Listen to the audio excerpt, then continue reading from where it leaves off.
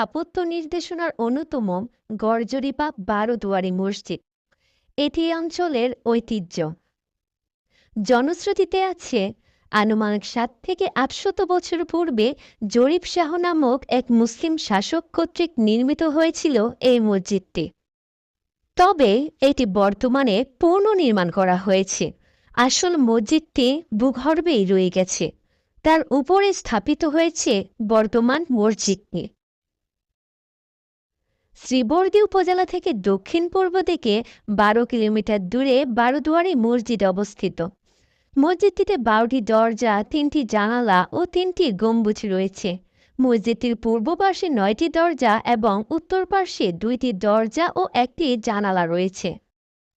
কথিত আছে মসজিদটি বর্তমানে যে অবস্থানে আছে, মোগল আমলে উক্ত স্থানে মসজিদটি সেনা ক্যাম্পের মসজিদ ছিল।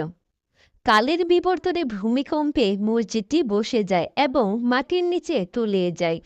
মসজিদের উপর গড়ে ওঠে মাটির স্তূপ, আর সেখানে বিভিন্ন প্রকার গাছও গজায়।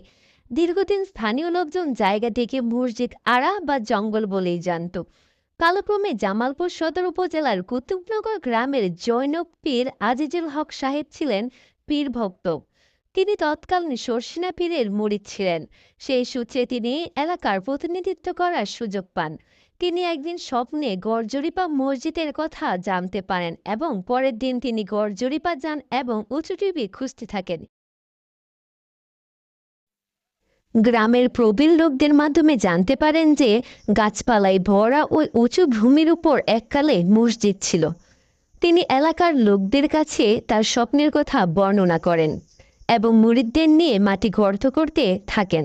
গাছপালা পরিষ্কারপূর্বক মাটি গর্ত করার কয়েক গজ নিচে বর্তমান আকৃতির মসজিদের মতো একটি মসজিদ দেখতে পান। সেই পুরাতন মসজিদের ইটগুলো চারকোনাওয়ালা গোলাপ ফুল মার্কা ছিল। স্থানীয়